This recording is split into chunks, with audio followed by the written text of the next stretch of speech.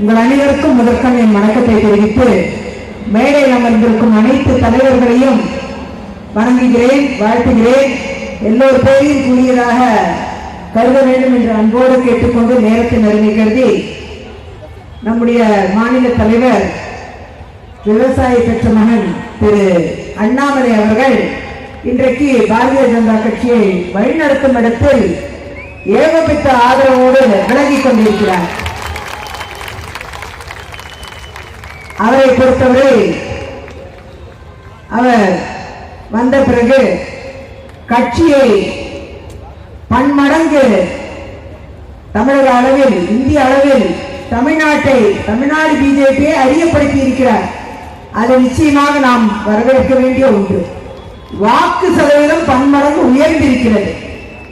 அதே போல அக்கா தமிழிசை அவர்கள் தலைவராக இருந்த காலத்திலும் பாஜகவை விமர்சனம் செய்ய வேண்டும் என்று துடித்துக் கொண்டிருந்தவர்களுக்கு சரியான பதிலடியை கொடுத்திருக்கிறார். அவர் பணியை சிறப்பாக செய்திருக்கிறார்.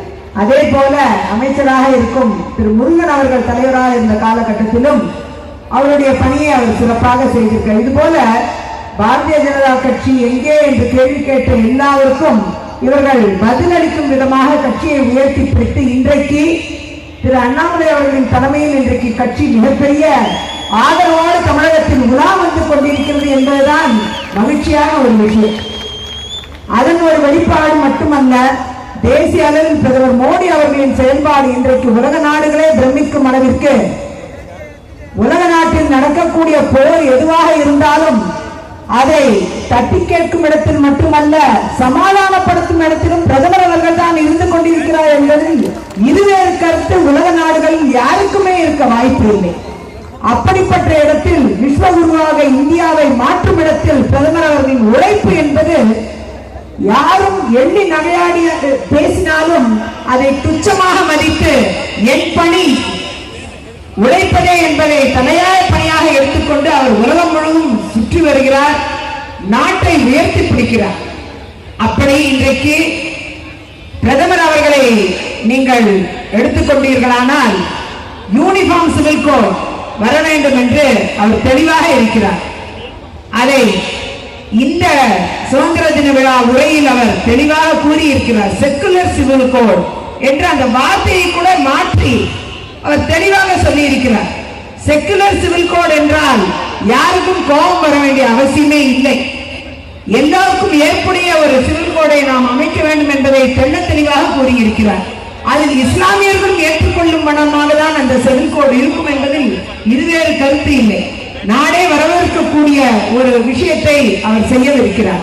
அதுபோல பொருளாதார ரீதியாக இன்றைக்கு நடுத்தர மக்களும் பயன்பெறும் அளவிற்கு அம்மையார் நிர்மலா சீதாராமன் சிறப்பான ஒரு பட்ஜெட்டை இந்த முறை வழங்கி இருக்கிறார். அதற்கு நாம் எல்லாம் நிச்சயமாக நாடே திரும்பி பார்க்கக்கூடிய அளவிற்கு நடுத்தர மக்களை உயர்த்தி பிடித்த ஒரு பட்ஜெட் என்றால் அது இந்த பட்ஜெட் தான். இதற்கு முன்னால் எது நடந்திருந்தாலும் சரி, இந்த தடவை உள்ளார்ந்து போய் நாம் பார்க்க வேண்டும். ஒவ்வொரு ஷரத்துக்களும் அவ்வாறாக அமைந்திருக்கிறது. அப்படி பல்வேறு விஷயங்களை செய்திருக்கிறார்கள். இதையெல்லாம் பார்த்து நிச்சயமாக இதெல்லாம் என்ன ரொம்ப கவர்ந்திருக்கு, அதெல்லாம் மாற்று கருத்து இல்லை. நான் ஒரு வழக்கறிஞர், உச்ச நீதிமன்ற வழக்கறிஞர். என்னை பொறுத்தவரை சில விஷயம் என்னை கவர்ந்தால் மட்டுமே நான் அதில் ஈடுபடுவேன். நான் அந்த மாதிரி ஒரு கேரக்டர். 3 முறை சட்டமன்ற உறுப்பினராக தேர்ந்தெடுக்கப்பட்டு இன்னும் 2 வருஷம் டேர்ம் இருக்கிறதையும் விட்டுட்டு பிஜேபி கட்சியில இருக்கணும்னு வந்திருக்கிறேன். எந்த எதிர்பார்ப்பு இல்லாமலாம் வரல, எதிர்பார்ப்போட தான் வந்திருக்கேன். சரிங்களா? எல்லாரும் அப்படி நினைச்சிட்டீங்கன்னா தப்பு. நல்லா உழைக்கணும், கட்சியை அடுத்த கட்டத்துக்கு நகர்த்தி கொண்டு போனோம் அப்படிங்கிற எதிர்பார்ப்போட வந்திருக்கேன். அதுக்கு என்ன தேவை? ஏதோ ஒரு பதவி தேவை. 6 மாசம் ஆயிடுச்சு, பிரச்சனை இல்லை. நீங்களாம் இருக்கீங்க, எல்லாரும் பேசி எனக்கு எல்லாம் நல்லது பண்ணுவீங்க. ஆனா அதே நேரம் நிச்சயமாக என்னை போன்றவர்களின் பணியை பாரதிய ஜனதா கட்சி நிச்சயமாக பயன்படுத்தும். அதில் இருவேறு கருத்து இல்லை. எனக்கு நல்லா தெரியும் நான் எப்படி பேசணும், உங்களுக்கு எல்லாம் நல்லா தெரியும். நியாயத்துக்கு மட்டுமே தான் நிற்பேன். விநாயகன் எனக்கு நல்லா தெரியும், கேசவநாயகன் எங்க தொகுதி அவருக்கு, அவர் சொந்த வீடு அங்கதான் இருக்கு. ஆனா பாவம், அவர் வீட்டுல ஒரு நாள் கூட இருந்தது இல்லை. எப்பயுமே நாடு நாடுன்னு சுத்திக்கிட்டே இருப்பாரு. அப்படிப்பட்ட ஒருத்தர் என் தொகுதி என பல ஆண்டு கால எம்எல்ஏவா பார்த்தவர். அவர் நம்ம தொகுதியிலிருந்து இருக்காரு. ஆகையால என்னை தெரிந்த ஒரு முதல் நபர் கேசவநாயகன் தான். அது மாதிரி எனக்கு அந்த பெருமை உண்டு.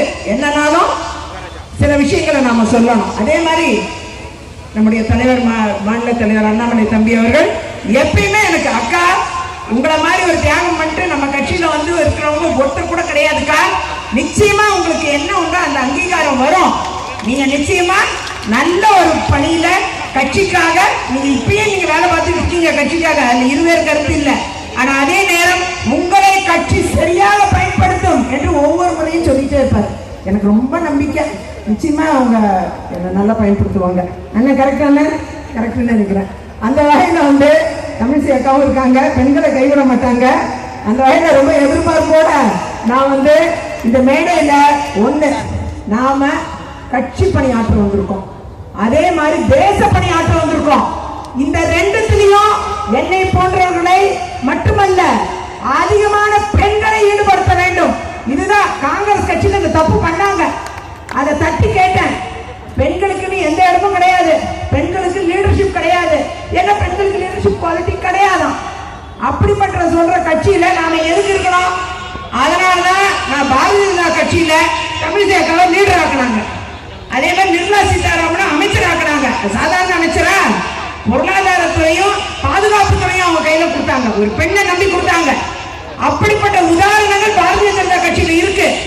இதெல்லாம் பார்த்துதான் என்னை போன்றவர்கள் நிச்சயமாக நம்மை போன்ற உழைப்பாளிகள் திறன் படைத்த பெண்களை நிச்சயமாக பாரதிய ஜனதா கட்சி பயன்படுத்தும் என்பது இருவேறு கருத்து இல்லை.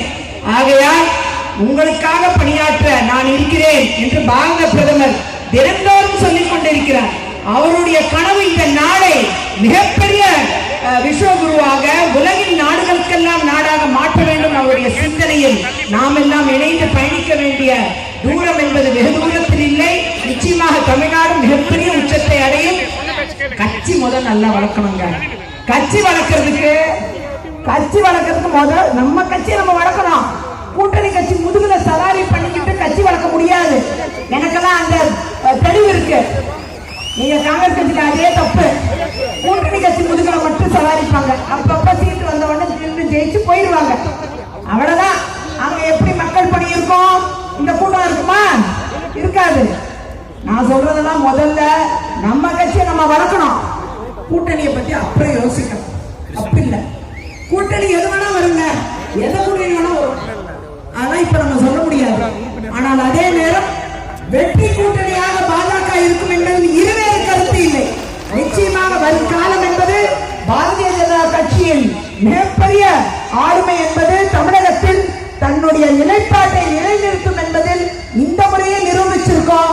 வரக்கூடிய சட்டமன்ற தேர்தலும் நாம் மிகப்பெரிய கூட்டணியாக அமைத்தோ அமைக்காமலேயோ எப்படி இருந்தாலும் சரி, பாரதிய ஜனதா கட்சி வெறும் வாக்கு சதவீதமாக இருக்காது, ஓட்டுகளாக மட்டும் இருக்காது, சீட்டுகளாக மாறும் என்பதில் நாம் நம் உழைப்பின் மூலமாக சாதித்து காண்பிக்க வேண்டும் என அன்போடு கேட்டுக்கொண்டு விடைபெறுகிறேன். நன்றி, வணக்கம்.